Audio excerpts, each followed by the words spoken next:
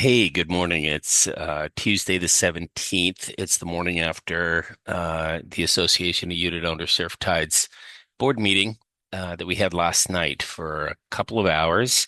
And I wanted to get the chair's update out here recorded as soon as I could. So if I stumble a bit, it's because I'm pushing it time-wise because there's just so much going on. Most important, I wanted to remind people that we're having our kickoff meeting. I'm looking up at documents. We're having our kickoff meeting with Charter Construction Company tomorrow at 3 p.m. I'm going to attach that announcement again to to this video so that it's right at your fingertips. So, yeah, hope everybody can make that. If the turnout at last night's meeting is an indicator, there should be a lot of you checking in at 3 o'clock to hear Charter talk about different things that are going on. Briefly to introduce the team, talk about the scope of work, how it'll affect you, review security, et cetera, et cetera. It's all on the agenda there that I'll be sending you. Hope many of you can attend that. In recent conversations with Charter, in fact, myself and Secretary Randy have been meeting with them on Monday mornings. We've stressed the priority of repairing the west side of the building first, and that's exactly where they plan on starting, is on the northwest side of the building with the two smaller units, the decks working their way down and trying to get that. We need that buttoned up before fall. So they'll start there, but simultaneously they're going to start on the second floor walking decks in front. They're going to run two projects on the building at the same time. So that's the plan. They're mobilizing. I mean, what's going on. So let me update you on last night's meeting. One thing is, um, I reported that yesterday morning before the meeting, I had reviewed the construction contract documents with the attorney. That construction contract started with Charter, went to J2 Engineering so they could put their language in it. It went to the attorney. She came back to me, questioned a bunch of stuff, but I very quickly had her send it back to J2. I want it back to Charter and get it signed as quick as we can on the contract for the scope of work and who's doing what when. And there's so much legalistic. I called up the document after the meeting to show the board and a few stragglers in the meeting, and it's 20 pages of markups, insertions, and highly legalistic stuff. But our interests are being protected. We're being looked out for. The lawyers, I think, taking pretty good care of us. And certainly J2 is. Charter's very eager. They just want to know the parameters so they can get started. Um, so, yeah, very importantly, referring to last night's meeting, there was a good open community discussion about where we're at with the financing and how we're going to manage the money and the payments, et cetera, et cetera. I really appreciate the owner turnout because several people, several of you, raised the issue of, hey, if I'm going to got a $72,000 check in 6 weeks. I need more details. And more details should be forthcoming. We are going to need to revisit how the association bills owners for your quarterly dues, your reserve funds, and now the special assessment on top of that. So there were quite a few details at last night's meeting, but at the end of the day, my summary was we need to up our game a little bit in terms of trying to get whatever information we have about financial stuff out in front of everybody. Lori is working overtime. Randy is working overtime.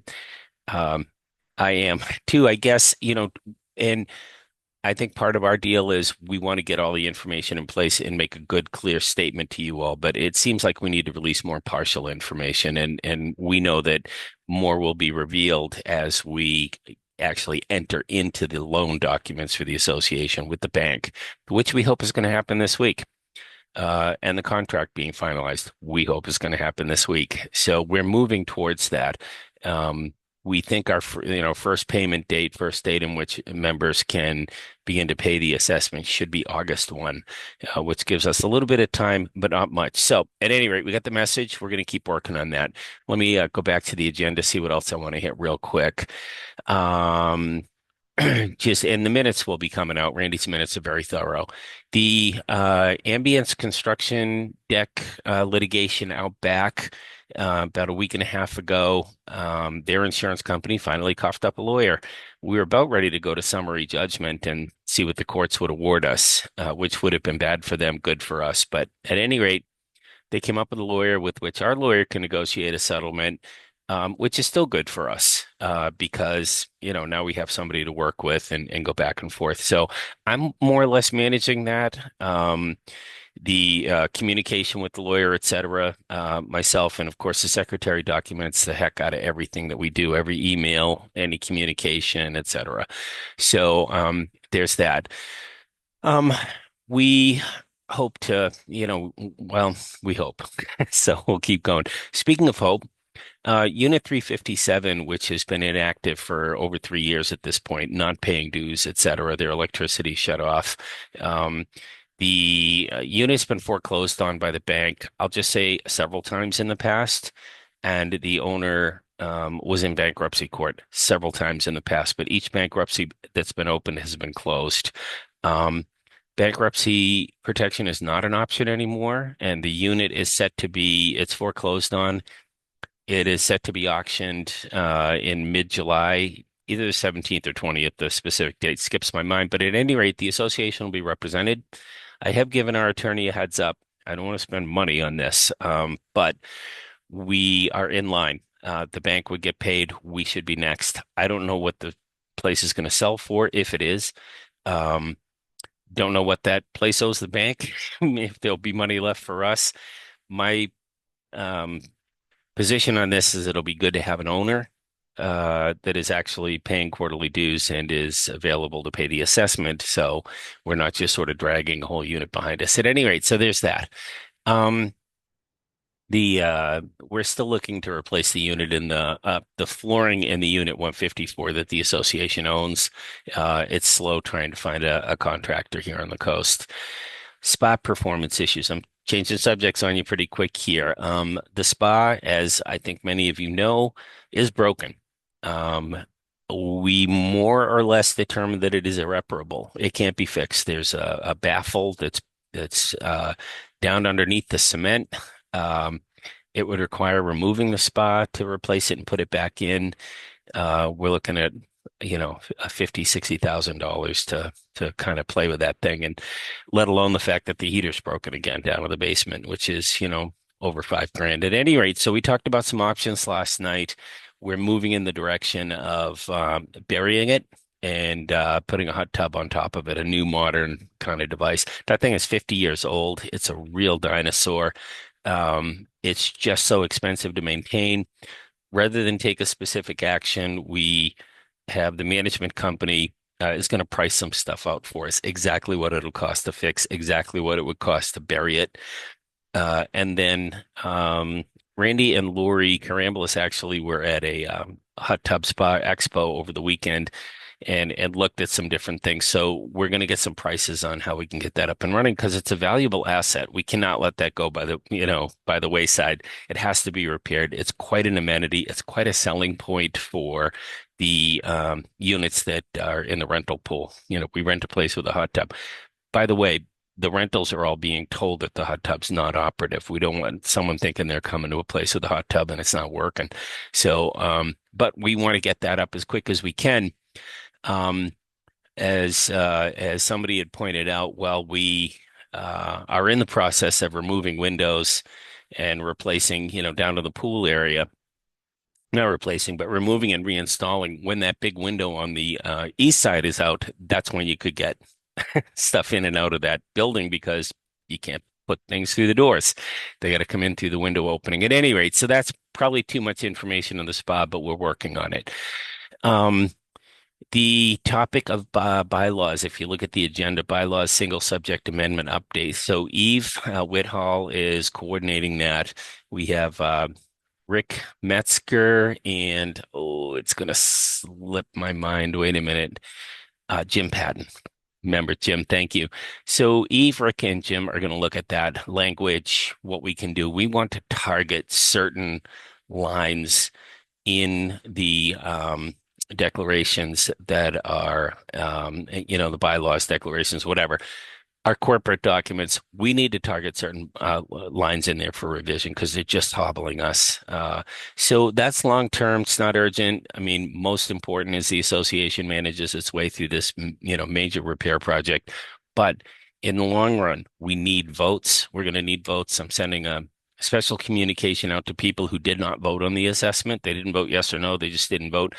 And I'm going to stress the importance of, in the next year or so, there are going to be some even more important votes, and we have to have the full association vote. So at any rate, so that's going on.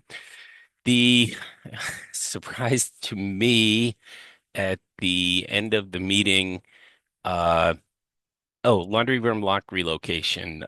So we talked about moving the lock on the laundry room to the other door, but that's going to wait until after the construction and the sign things. Speaking of locks, there is a new lock that was put on the second door. So if you're in the basement, the parking garage basement, there's two doors. The one that slides when the automatic door. There's another one over on the right that now has a combination lock on it. You will all be sent the combination. Goodness forbid the automatic door fails and your car's trapped in the basement, you can combination lock your way out the other gate. That gate issue, I suspect, may be dealt with sooner than later in the construction project because they're going to be getting in and out of there with materials. The basement is going for another deep clean. We're going to make room to store things like windows, doors, siding, boxes of nails. A lot of that storage is going to be under deck.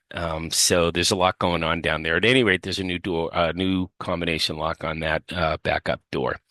Um, then I was going to say, board member Susan Shank introduced the idea of having a designated parking spot for yours truly, or the chair of the board, or whoever would be an association construction representative, so that we have upstairs parking on the deck when we need an association member with boots on the ground so they can see what's going on. We don't want me or someone else to not be able to park here and deal with the construction people when things are happening. There's just some stuff that we need eyes on. So in order to ensure that for now it'll be me that I can park, there's going to be a stanchion that says Association Construction Rep, and it's going to be like a sawhorse just to hold a spot. If I'm going to be off-site and need to come back and park up, then we'll be able to do that. And when that's not necessary, the stanchion will just go in we'll just put it in a room, or in my case, I'll throw it in the back of the van, or if someone else is going to be using it to be here on site, we'll make it available. At any rate, there's quite a discussion about that because the board, including a chair, we operate without compensation. We can't monopolize a common element, which is a parking spot, or any other common element, though we can reserve, well, whatever. It was an interesting discussion, and I just sort of sat back and let stuff happen. But we will be able to have somebody from the association represented on site during the construction, no matter what kind of chaos is going on out there. Okay, that's a lot. I don't have anything else. Just, you can read the minutes and see what else is going on with the association. I hope most of you can make the kickoff meeting tomorrow. You will be hearing from us concerning how we're going to structure payments and financing, et cetera. And just to recap, we hope the loan happens this week. We hope the contract happens this week. And we hope to have boots on the ground in July. I will be into it. Oh, one other thing that came up in the meeting. Any member who wants to have input in the running of the association, in the negotiating, how we're managing the business, and it's big business at this point because, there's lawyers and banks and et cetera involved. Please be in touch with us outside of the regular monthly board meetings. Myself, Lori, Nini, Susan, Eve, Randy, we're all accessible by email, and really value in particular written input. If you see something going on with the way we're structuring the business and you think there's another way to do it and you have all your facts in order, or you need facts from us, ask and communicate. We want that communication happening. There is an opening on the communication committee. Eventually in the next year, we hope to make the website a little more usable. But at any rate, our business dealings as a board, we're very transparent and we welcome input. Okay. On that note, have a good rest of the week. I hope to see most of you in the kickoff meeting tomorrow. And as always, it's a pleasure to serve the community.